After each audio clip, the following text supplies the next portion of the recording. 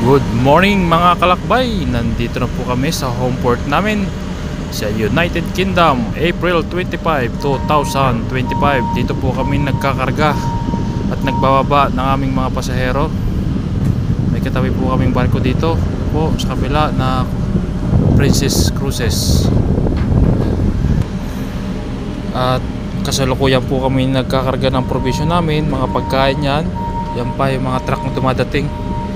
Yan yung nagde-deliver ng mga pagkain para sa whole cruise namin, saka mga piyesa ng makina at kung ano-ano pa.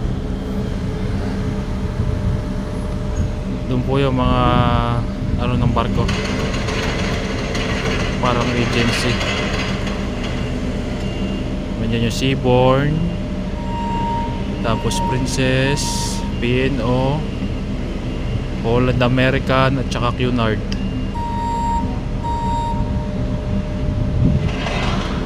Guys, thank you.